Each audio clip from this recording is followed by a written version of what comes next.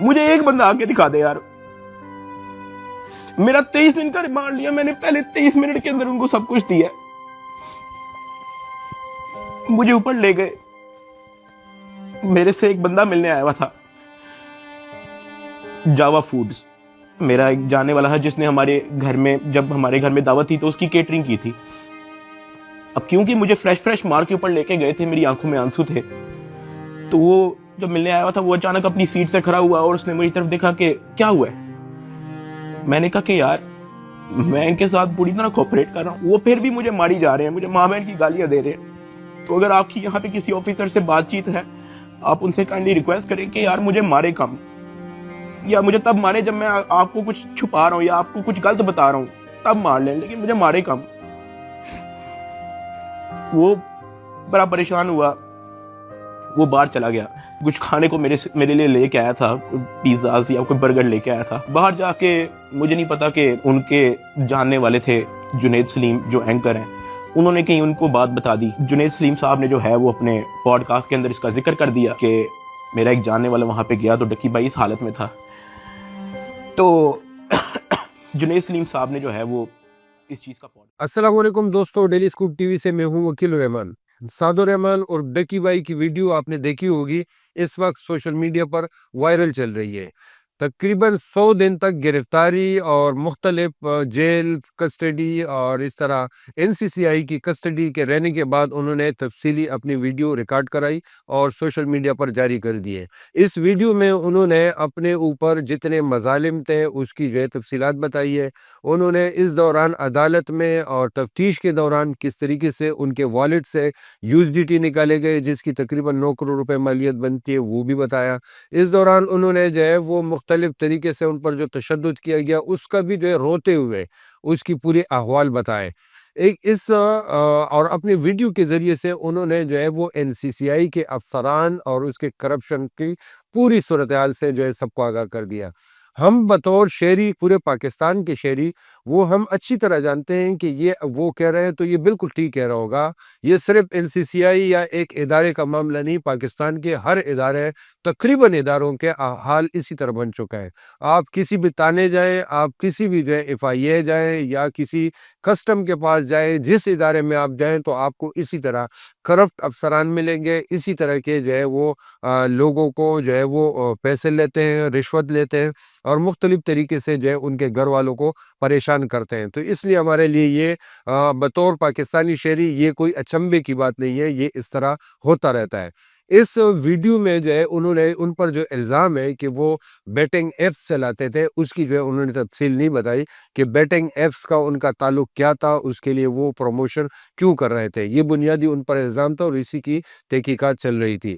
تو وہ اپنی ان کے ساتھ جو رشوت لیا جا رہا تھا, ان پر تشدد کیا جا رہا تھا, وہ سب اپنی جگہ ٹھیک, لیکن ان پر جو الزامات ہیں اس حوالے سے انہوں نے کچھ نہیں بتایا, کیونکہ ان پر الزام ہے کہ وہ بیٹنگ ایپس سے جڑے ہوئے تھے اور بیٹنگ ایپس جو ہے وہ چلانا پاکستان میں قانوناً بھی جرم ہے, اور کیونکہ اس میں جوا کھلایا جاتا ہے تو وہ شرعی طور پر بھی ناجائز ہے.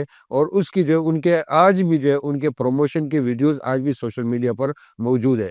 اس کے علاوہ انہوں نے جو ہے وہ اپنے ایک کردار کی بات کی, بگ بردر کی, اور بگ بردر کے کردار کو انہوں نے اس طریقے سے بیان کیا کہ وہ ان کا تعلق ایک پاکستان کے ایک بڑے حساس ادارے سے تعلق تھا, اور اس بگ بردر نے جو ہے بنیادی طور پر ان کو جو ہے وہ نکالا, یعنی ان کو ایک ہیرو کے انداز میں بگ بردر کو پیش کیا کہ جس نے جو ہے ان کے پورے معاملات جو ان پر مظالم تھے اور جو ان سے رشوت لیا جا رہا تھا اس سب سے نکلنے میں جو اس بگ بردر نے کردار ادا کیا.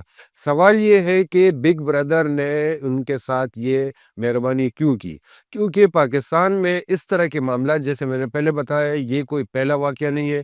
ہر لیول پر, ہر جگہ پر, ہر شہر میں اسی طرح کے واقعات ہوتے ہیں. لوگ مظلوم بے گناہ لوگ اٹھائے جاتے ہیں, لاپتہ کیے جاتے ہیں, لوگوں پر جعلی غلط کیسز بنائے جاتے ہیں اداروں کے نام پر. پاکستان میں باقی جگہوں کو تو چھوڑ دیں کیونکہ ہمارا تعلق کراچی سے ہے, کراچی میں یا زمینیں جو ہے وہ قبضہ کیے جاتے ہیں یا بڑے بڑے پولیس افسران ایسے ہیں جو باقاعدہ کہتے ہیں، کھلے عام کہتے ہیں کہ ہم فلاں ادارے سے جو ہے ہماری ان کی سپورٹ ہے، ہمیں فلاں ادارے کی سپورٹ حاصل ہے۔ قبضہ کرنے والے کہتے ہیں ہمیں فلاں ادارے کی سپورٹ حاصل ہے۔ اسی طرح جو ہے بڑے بڑے پولیس افسران ہیں جو ان کے بارے میں عام مشہور ہے کہ وہ اداروں کے سپورٹ سے چل رہے ہیں۔ این سی سی آئی کے یا ایف آئی اے کے کچھ افسران جو ہے وہ برملا کہتے ہیں کہ ہمیں فلاں فلاں ادارے کی سپورٹ حاصل ہے۔ کسٹم کے افسران جو ہے وہ باقاعدہ کچھ افسران کے بارے میں مشہور ہو جاتے ہیں اور کچھ لوگ کہتے بھی ہیں کہ ہم فلاں فلاں اداروں کے لیے بھی کام کرتے ہیں۔ سی ٹی ڈی کے بارے میں مشہور ہے، سی ٹی ڈی کے بڑے کچھ افسران ہیں جن کے بارے جو کہتے ہیں کہ ہم کچھ اداروں کے لیے کام کرتے ہیں اور ان کی سپورٹ ہے ہمیں۔ تو سوال یہ ہے کہ جب ان کے نام پر اتنے بہت ساری چیزیں ہو رہی ہے، یہاں پر بہت سارے مظالم ہوتے ہیں، اس میں جو ہے ہمیں بگ بردر کا کردار نظر نہیں آتا۔ ابھی حال ہی میں کراچی میں جو ہے ایک واقعہ ہوا تھا جس میں جو ہے ایک لڑکا جو آیا تھا پنجاب سے، اور وہ احمد شرکیہ سے ان کا تعلق تھا، اور ان کو جو ہے وہ بیچارے کو یہاں پر اٹھایا گیا، اور یہاں پر پولیس کے جو ہے وہ سی آئی ڈی والوں نے اٹھایا اور ان کی جو ہے تشدد سے اس کی جان چلی گئی، اور اس کا جرم بھی کچھ نہیں نکلا۔ اس وقت بھی بگ بردر ہمیں نظر نہیں آیا۔ اس طرح اور کئی مظالم ہوتے ہیں، بے گناہ ہوتے ہیں، لیکن وہاں میں بگ بردر نظر نہیں آتا۔ اور یہاں جو ہے وہ اصل میں جو پورے پاکستان کے، یہ تو میں نے آپ کو ایک دو مثالیں یہاں کی دی، آپ پورے پاکستان کو اٹھا کے دیکھ لیں، اسی طرح کے واقعات ہوتے ہیں، بگ بردر کا کردار نظر نہیں آتا۔ تو سوال یہی ہے اس ویڈیو کے ذریعے سے کہ یہاں پر اگر بگ بردر نے کردار ادا کیا تھا تو باقی جگہوں پر بگ بردر کیوں نظر نہیں آیا؟ اور دوسرا ایک اور سوال کہ اگر جن لوگوں نے اٹھایا تھا این سی سی آئی کے افسران، ظاہر ہے کہ ان کو بھی جو ہے وہ انہوں نے بھی اگر ڈکی بائی کو اٹھایا تھا پنجاب، لاہور میں اور باقی شہروں میں، تو اس طرح کے بڑے پیسوں والے، بڑے جو ہے اس طرح سوشل میڈیا پر جو ہے مشہور لوگ ہیں، انہوں نے ڈکی بائی کو ہی کیوں اٹھایا تھا؟